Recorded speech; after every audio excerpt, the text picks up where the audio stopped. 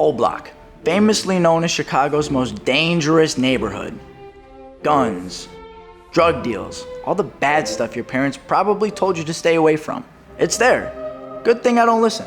I'm on a mission to find some of the juiciest wholesale real estate deals around O Block, scanning for the most beat down properties that no other wholesaler wants to touch. Or, as I like to call it, driving for dollars.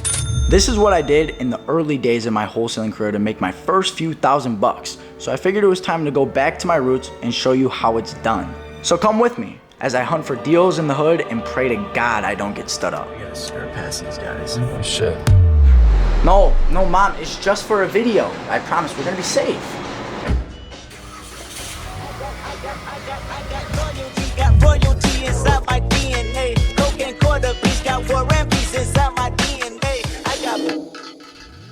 Alright, now as I mentioned in the beginning of this video, we're gonna be driving for dollars. For those that don't know what driving for dollars is, essentially what it is us going into a neighborhood where we can find a lot of distressed properties, and we're simply just writing down those addresses and preparing to call out to the homeowner, basically. Now, how I'm doing this, I have this app. It's called Deal Machine. It's on the App Store. Great app. Once I actually get to the area that I want to start looking for houses, I simply go on this app, click Drive for Leads, free drive, and then it starts tracking my drive. So the app will literally remind me where I've tried to go get houses before. It will basically just track how many houses I get on that drive, how many miles I had to drive for it. Take a look at Mr. Beef.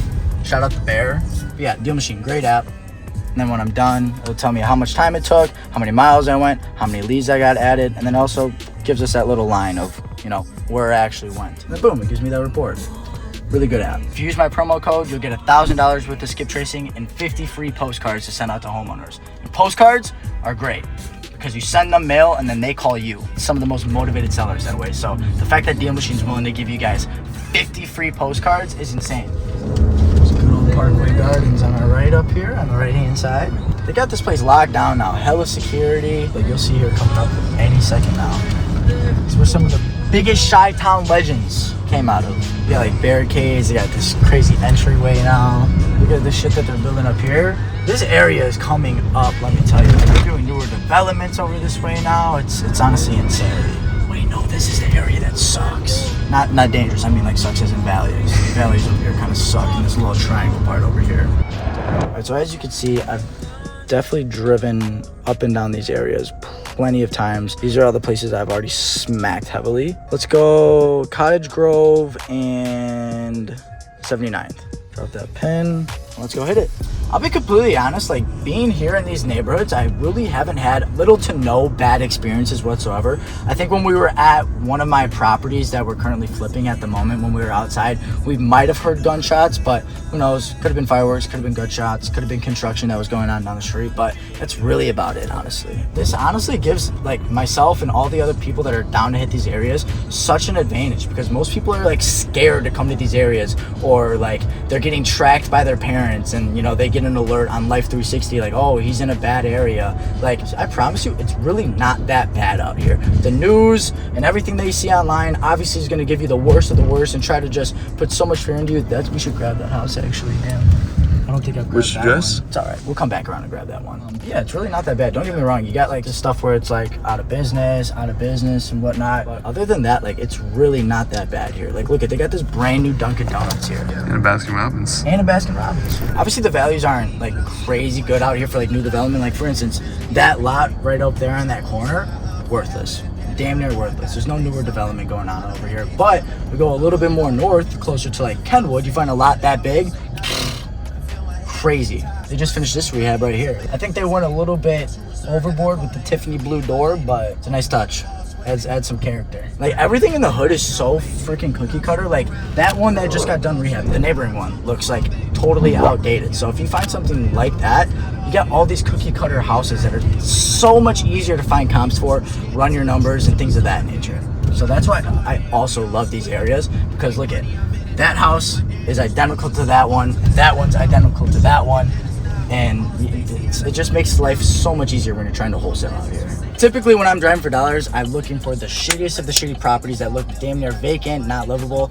That's what I like to go for, because typically those people are, you know, motivated to sell that house and they're willing to sell it for a cheaper price. If I found a brand new rehab property, but the seller's only asking $1,000 for it, that'd be a great wholesale deal, you know what I mean? So it really does come down to what the homeowner is asking, but just from experience and, you know, doing deals over and over and over again, you know, the best deals are the ones that are made for investors, ones that are really shitty where, you know, a retail buyer or like a mom and pop home buyer can't just like buy it and start living in it, you know what I mean? So I think it's best to just go for what's working and what has been working, you know?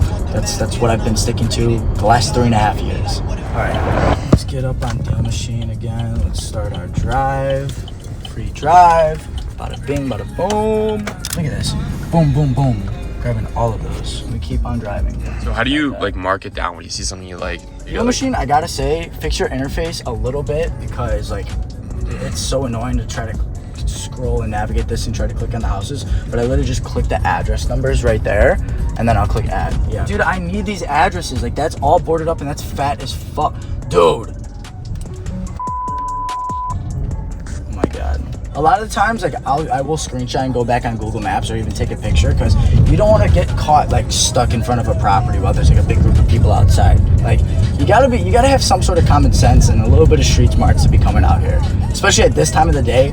Typically, I like to be coming out here at like 8 a.m. when people are still sleeping, not at 12 p.m. You can get some fatty multifamily deals. That'd be awesome. Oh, what is that?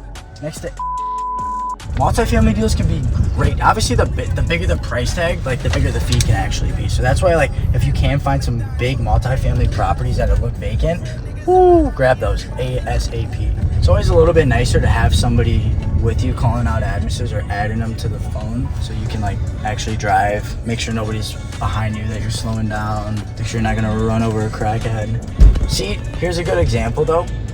I'm still gonna take this one down, but in some areas where you see that fire damage and it's like completely fucked, like it's not worth taking it, because it's like the amount of money that has to go into it in order to actually bring it up to standards and livable again, it's gonna like cost more just to fix it than it would be to sell it, if that makes sense. That's why like you don't see people building in these areas either, because the build cost is just too high for the deal to even be profitable. Honestly, that's shit that you gotta just learn as you go, because you're never gonna find it out until you like get in the field, get your hands dirty, make offers on properties that are shitty offers, and like you think it's a good offer, and then you come to find out none of your buyers want it. So some fucking fatty multifamily deals. This is actually, what is this one in the corner? I'm calling it. See, this is like millions of dollars in rehab, but let's still take it down. It's next to that shit is fucked.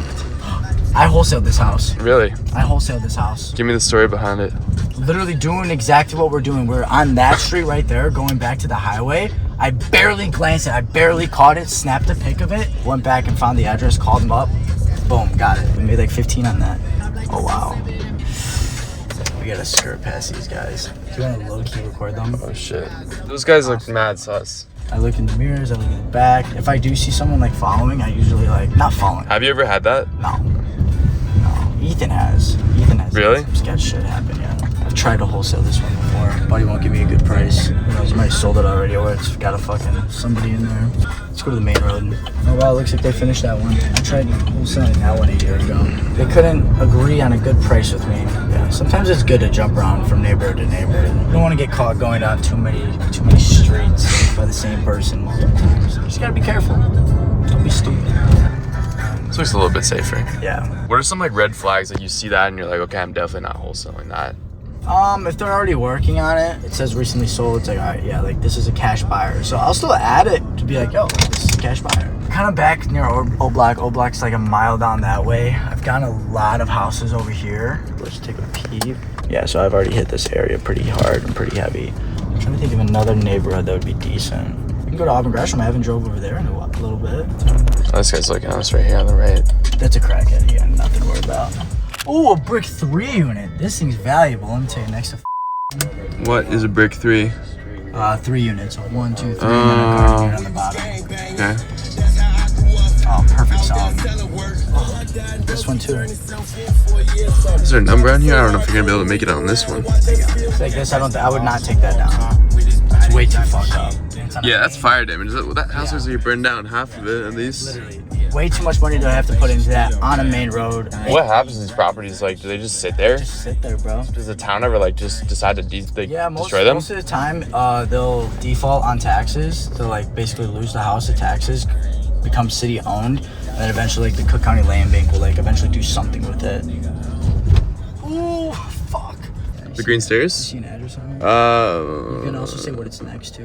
This is on the corner. I like this one a lot. I really like this one next to. It's because. Oh, those two right there. Why is a brick multifamily like more valuable than something else? Like you pointed that out earlier. Like, what does that actually mean? Brick just holds more value than like a frame house. Like, this is a frame house. That's all frame. Yeah. Brick's just more valuable. Don't ask me. So it also looks better. Brick multifamily is just like one of the most goated finds. Oh yeah, for sure. Or brick single family. Yeah, goated. I would take this one, but those homeowners are always buttholes about. You know what? I'm just gonna take it anyways. It's got a coach house in the back, and they always think that that coach house adds so much value, but in all reality, nobody's doing jack shit with that coach house. It's like literally, I'll run my numbers with ones with a coach house, and I'll act as if it's not even there. This one is trashed right here. It literally says "Stop killing people" in the window. Is there another one? There's that one. This one's.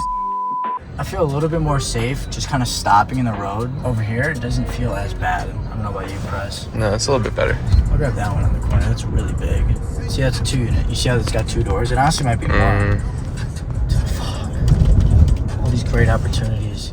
The land bank owns them all. You keep seeing how they all say land bank on the front? I'm looking at the signs, yeah. Skirt to another neighborhood. See, that's so nice. Look at how nice that house is. Is that redone recently? No, that's definitely like they just kept their shit. No, you've seen that here on here, yeah. They got the nice black fence, nice lot, nice garage in the back. That's so cool. See, like, that's a nice one. They just redid that shit. What about something like this? Like, what is this right here? Fat? Yes, yeah, you grab that. Like, there's something on there. There's a yellow sign. I don't know what that I means. get horny for this stuff. Let's see. It probably was like a stop work order or something. Or yeah, let's just stop for a second. Construction. It's Allen fucking Construction. bought. Oh, somebody snagged that. Somebody snagged it. I don't want that when they're about to demo it. Oh, should we call them? Yeah, give him a buzz. Give him a buzz. We got the phone number in there. Your call has been forwarded to voicemail. What do we do if they don't answer the first time? We double dial. Your call has been forwarded to voicemail. Clearly, they don't want to sell that bad. Fine. They'll probably call back. What the fuck? These are all fire damage right here. Oh yeah, you can see that one's burned up there. This one's, yeah, there was like something that happened right between those 2 houses. There's a for sale right here. Is this just this lot right here? Yeah, but this shit's worthless, I'm telling you. Reason being is because like to develop on that, it costs a lot of money, and like there's just no new development out here. Nobody's building like that. And who knows what the zoning could be on it. Like it could be zoned for like something stupid that like is not profitable at all. But who knows? I could be completely wrong. You can make a great wholesale deal out of it. Give it a shot. There's only one way to learn. Let's grab both of those. Let's keep it ripping. We had a lot of good addresses. One time I was driving for dollars in Humboldt Park, and I didn't use a turning signal, and this cop freaking pulled me over, and without asking any fucking questions, literally just pulls up, says get out, and starts patting us down. I'm like, I'm just gonna listen. Like, I don't think I did anything wrong, but like let me at least figure out what they're doing here. They tell me to get out, they pat me down, they search my entire car, and they're just asking, why the hell are you here? Why the hell are you in this neighborhood? Why are you here? And I'm like, well, before I get into that, can I know like why I got pulled over? Like, you didn't use your turning signal, you didn't have a seatbelt on. And I'm like, fuck, okay. I told them about my big game plan to get rich. I'm over here trying to get a bunch of properties, and I'm gonna call out to the owners. And they basically just said like, get the fuck out of here. And I was like, oh, okay, bye. But isn't that crazy? Like, they just told me to get out of the car and like searched me, and they're like, we were just assuming that 2 white kids in a Nissan Altima would be here just picking up drugs to bring back to the suburbs. I was like, hey, that's reasonable, but no, I'm here trying to get rich. There's another public school right here. Does that increase property value when it's next to a school like that, or decrease? I feel like it gives it a plus for sure, especially because it's like the person that's like buying it is like rehabbing it. Quick recap on our driving for dollars. We were out here for what, like maybe hour and a half, I'd say, maybe a little bit longer. We hit about like 3 to 4 different neighborhoods. In ballpark, I did a bunch of different drives on here, and for some reason Deal Machine just logged me out. I think we got like 120 to like 150 addresses. I always try to get like 100 addresses when I come out here. This way it's a really good number to start with, especially if you're just starting out too. Just start with 100. So I'm kind of just showing you guys what I would do if I was in your shoes right now. So now we're gonna go back to the crib. Gonna try to dial out to some of these guys and see if we can get any of these bad boys under contract.